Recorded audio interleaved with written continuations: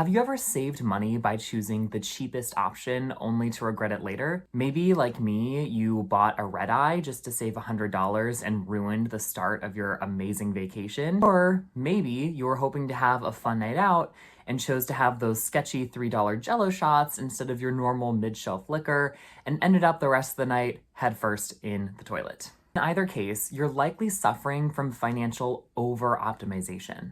In this video, I'm going to share the warning signs for when the spending model that you're choosing isn't aligning with your current financial season of life, and offer a framework to help you choose in the moment which spending model is most appropriate.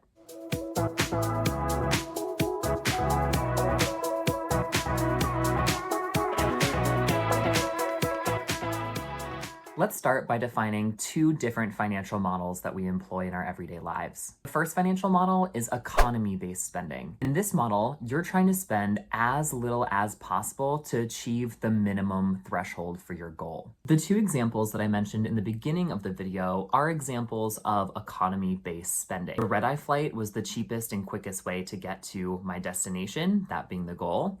And the $3 mystery Jello shots were the cheapest way to get intoxicated. A popular example of this model from another financial influencer is Dave Ramsey's beans and rice method. He says that with this method, you should not be seen in the inside of a restaurant unless you're working there while you work to pay off your debt.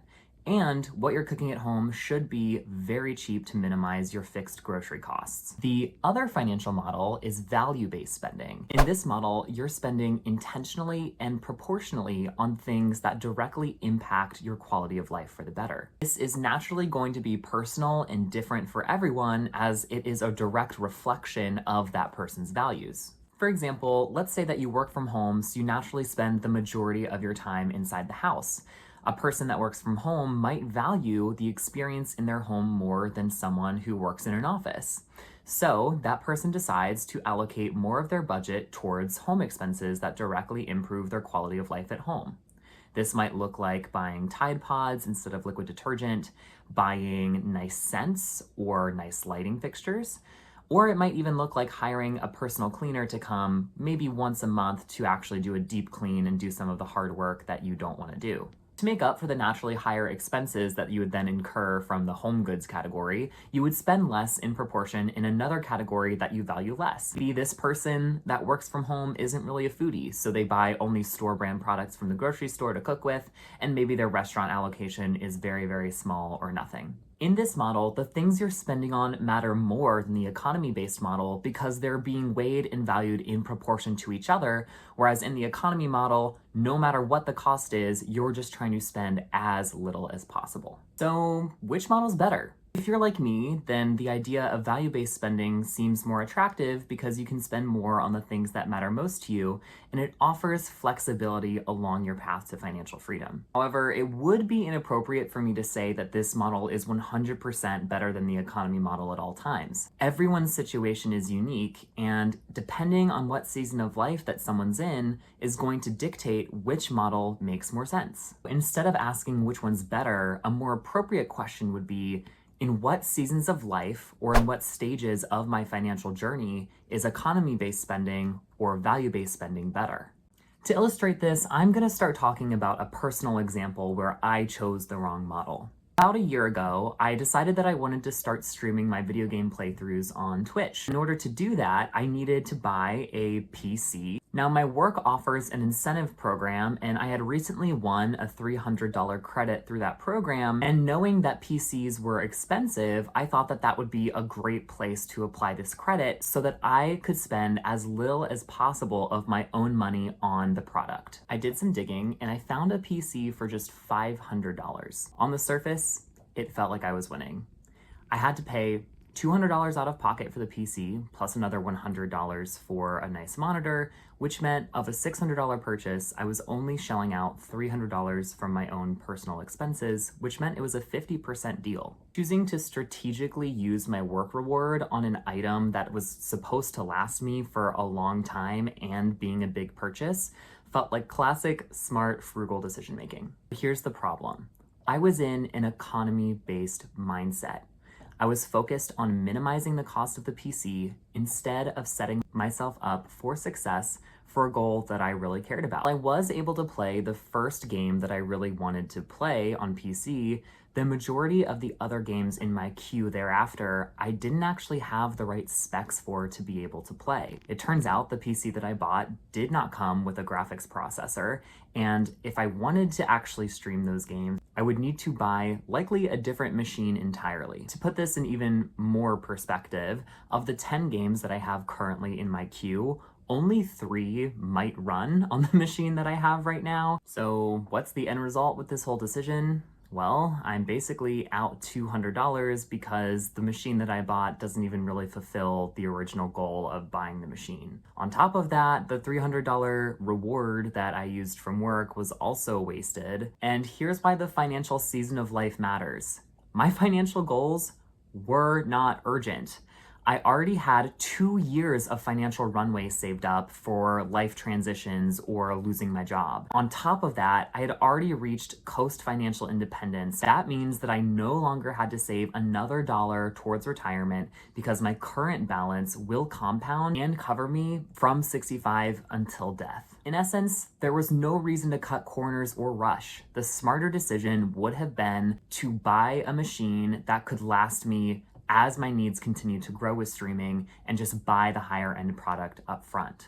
By sticking to the economy-based model when I had the financial flexibility to employ value-based spending instead, I not only wasted $500, but I wasted my effort in terms of the research that I put into buying the cheapest product that I could, and I also sacrificed the momentum towards my longer-term goal of becoming a streamer. So you might be thinking, sure, it makes sense to start spending a little bit more freely when you already have all of your base financial pillars set. But what about for someone that's more towards the beginning stages of their financial journey? Does someone building those foundational financial pillars have the same flexibility as someone who's well into their journey to choose value-based spending instead of economy-based spending? I would argue that for most people, that answer is yes. To illustrate this, I'm going to share 2 different vignettes that we can compare and contrast when it comes to these 2 models. For the first one, let's say that Alex is working towards funding his full emergency fund of 6 months of expenses.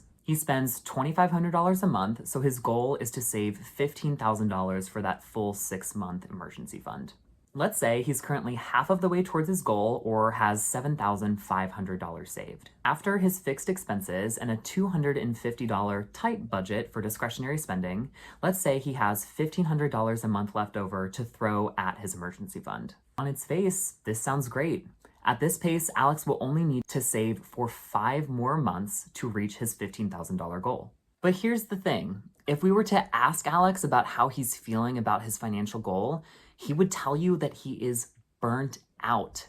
And that's because in order to achieve this goal, he's given up his favorite hobby, which is attending local concerts and finding new music. And not only is he missing out on this hobby, he's also starting to see his friendships disintegrate a bit because he formed a social group around doing this hobby with him. In addition, in order to cut down some of his fixed expenses, he started to engage in penny pinching practices, like walking to the grocery store instead of paying for bus fare, and engaging in couponing to try and bring down his monthly grocery bill. Since Alex has grown so accustomed to crunching the numbers as his new pastime, he takes the skills he's learned and plays with his budget again.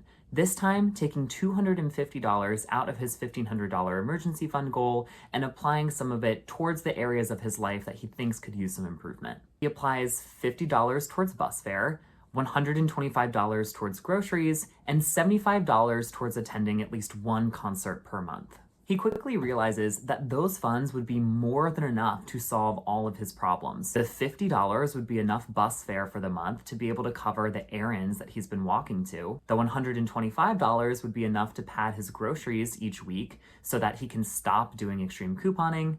And the $75 would allow him to attend at least 1 concert every single month, which brings a lot of joy back to his life through music, but also brings that social group more regularly back into his life as well.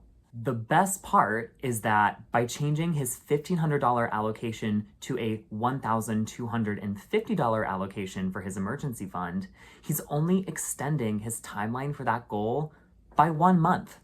It's just 1 extra month. To Alex, it's a no-brainer. He can continue the way he's been living for 5 months and be miserable but achieve his goal a little bit faster, or he can accomplish this goal in just 6 months instead and enjoy his life every single one of those 6 months. Ultimately, he decides to go for the 6 months route and slightly delay his financial goal of fully funding that emergency fund. Now let's talk about a slightly different scenario. Let's say that Alexis is at the beginning of her financial journey. She's trying to clear up $3,000 worth of credit card debt and has 1 month of expenses saved up in case of emergency. A friend reaches out to Alexis to see if she'd accompany them on a beach trip the following weekend. Alexis really wants to go because it's the end of the summer, so she won't really have another chance to do so before the season's over, and she highly values travel and experiences with friends over material goods. While she makes enough to technically cash flow the entire trip for the month, she would be elongating her debt payoff journey by potentially 2 months. 1 month because she would be using this current time to go to the beach, so she would only be able to pay her minimum payment, and potentially another one because the accrued interest from the month of not paying could potentially spill over to be more than she could pay the following month and thus elongate it 1 month more. In addition, her friend can't drive, so Alexis would need to drive both of them to the beach, and one of her car's warning lights has been flashing on and off recently. It could be just a sensor issue because she has an older car, or it could be starting to actually break down and be more of a serious issue. If so, it does have the potential to almost or completely wipe out her baby emergency fund of 1 month of expenses. So what would you choose if you were Alexis? This time, it's a bit murkier of a situation, right? On the surface, this trip is relatively low cost since it can be cash flowed with her current month's income, and it has the chance to create long-lasting life memories between her and her friend doing something that they both highly value. In addition, it's likely to not severely impact her financial goal with taking on minimal interest for just 1 month and potentially elongating it by just 2 months. However, Alexis's financial stakes are much higher than in Alex's example. While she likely wouldn't be elongating her debt journey by that much longer, if she were to actually have car issues and need to replace her car or do a large fix that would eat up the majority of her emergency fund, having no emergency savings plus accruing more interest in debt puts her in a really vulnerable position that Alex wouldn't have been in. If the worst were to happen, she would be just one unfortunate life accident away from having to go into more debt, which would severely impact her timing to get out of debt and make her financial situation a lot worse. We'll say that Alexis personally has a higher risk tolerance and decides to go on the trip. Luckily, nothing happens and she's able to pay debt off fully in 5 months. Now, the point here is to not shame Alexis for her decision, but to equip her with all of the knowledge to be able to assess the situation herself and define what she wants to do with that knowledge. In this case, it was enough for her to be able to decide to go on the trip anyway, knowing that it would cost her more time in the long run and potential to put her really on the edge financially. Hopefully you can see from these examples that financial freedom is a spectrum. We like to think about it in terms of being black and white. Either you have a full emergency fund or you don't. Either you're out of debt or you're not. Either you're financially free or you're not. But in reality, it's more of a gray area, and there's nuance to everyone's situation, including every financial decision that we have to make along our journey. When you're closer to the beginning of your financial journey and you don't have much financial freedom at all, the more economy-based spending is going to make sense as a model. And as you continue along that spectrum and along your journey and continue to build incremental freedom along the way, the more you can slowly introduce value-based judgments into your decision-making, like both Alex and Alexis did. In fact, I would argue that the only time where you should default always do economy-based spending is when you don't have any baby emergency fund saved up. This is going to be different depending on everyone's situation, whether you're taking care of kids or you have other dependents, whether you're in a high cost of living area or a low cost of living area, whether you have minimum payments in student loans or don't, but it can range anywhere from 1 month to 3 months of expenses. If you don't have anything in the case of an emergency, that is an emergency, so you should tighten your budget as much as you can to cover that minimum threshold. After that milestone, you can introduce slowly value-based judgments into your spending decision-making. At first, that might look like covering the tab at a happy hour with a coworker or friend.